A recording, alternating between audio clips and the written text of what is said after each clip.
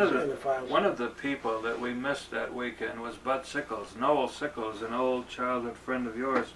And the two of you did really share a background in Columbus. Didn't you once have a studio? The drawing behind us. Sickles drawing up on the wall. Oh. It's probably in the film.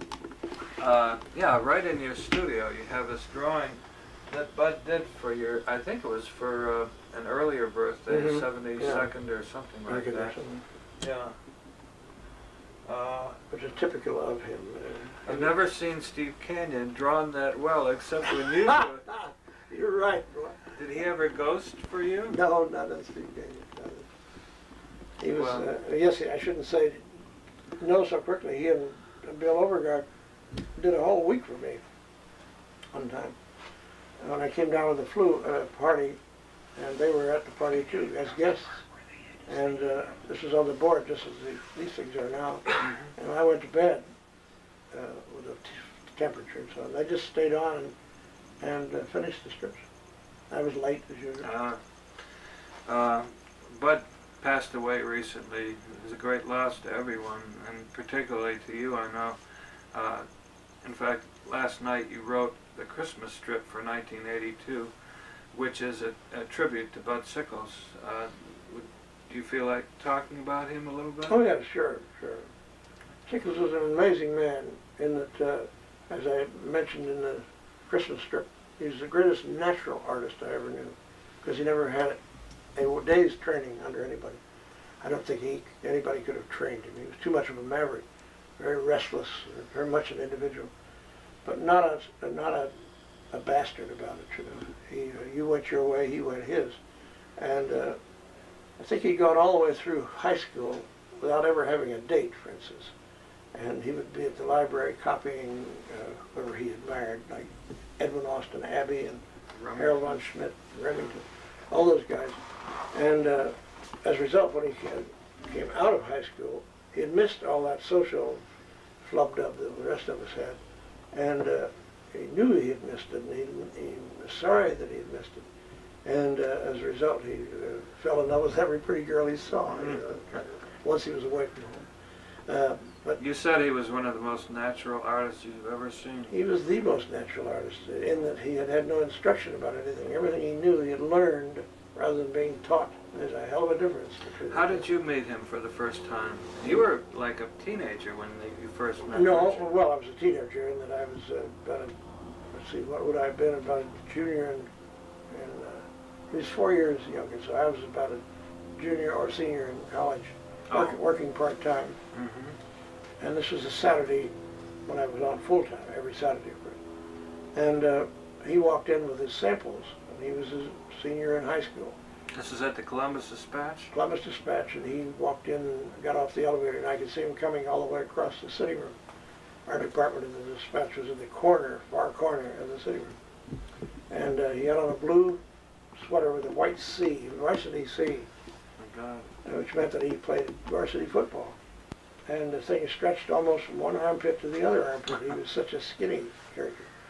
And played end, by the way. And he was interested in sports, but not that much interested.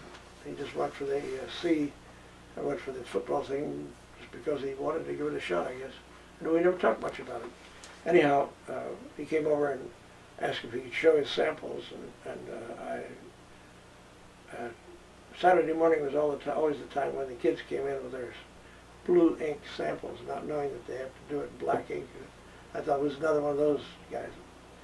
Until he dumped this undisciplined pack of stuff on my board, and it was the best drawing you ever saw in your life. There he was in high school. He had learned all by himself. Had learned to do newspaper layouts, retouch photographs, and he had samples of all these things. And here's what I was supposed to be getting paid for, and his work was better than mine. And well, it's much to your credit that you encouraged him rather than getting rid of him. I should have shot him. But he didn't really know how good he was, you know. I told him that I thought it was great, and hooray for our side. And then I learned later that he had gone to see Billy Ireland upstairs on executive floor of the paper, and then had come back down to me, more or less as a courtesy call. He was interested in my work. It wasn't that he was just being there as an obligation or like that. It's just that his first interest was Billy Ireland, who also came from Chillicothe, Ohio, and had been a sponsor of his, or rather an encourager of his. Sickles had been up there before, but this time he came down to the art department and showed off for us poor mortals down there. The other guys in the art department were just as amazed as I was by it. And so then he went back to Chillicothe High School, and we didn't see him until he graduated. Then he came up to looking for a job, and got one immediately, of course. God, anybody look at that stuff and he'd think he'd been working on a newspaper all his life. And he had been doing the same stuff, but on his own. Nobody to guide him at all. And so he got a job at the Columbus then Citizen and entered Ohio State, just as I had done. But he was restless. He didn't like that town and gown stuff, either or. He didn't like the university, for one thing. I mean, he didn't like the confinement of the university. And a big university like that is a kind of a scary place. If you are on your own, if you're alone, you don't know where to go, you don't know where to eat, you don't know anything except you register, and then they say, oh, we'll see you on Monday. And then what the hell do you do the rest of the weekend? So he was actually pledged to Sigma Chi. Knowing this, I immediately asked him to come to the Sigma Chi house, and he had his downtown job. He was working, he was underway, and then he quit. Just like that. He lasted about a month, and then he dropped out of school and dropped out of the job, went to Cleveland to work for the Landon School. Oh yes, the Landon cartoon course. Order school, which most of us had attended. He had attended, had taken the course by mail, and I had also taken it at an earlier date. So his going there was a natural thing for him to do. He became a teacher for Landon, is that it? Well, a teacher is what he thought he was going to be, but the Landon School thing was a prescribed deal where Landon would say, draw a man chasing his hat running down the street in the wind, and with checkered pants on or something like that. Well, the kids would do it on this prescribed sheet of paper, and then Landon had drawn the way he thought it should be drawn, and the assistant, Sickles, would just, and an overlay on a light board would show the kid how it should have been done. Maybe just where the wrinkle should be in the knee or something, not the whole figure. Because they had lots of these to do every day. Well, you can imagine. Do you think that was a good learning process? No. Do you think it was effective? It learned him not to do it. He didn't last long there either.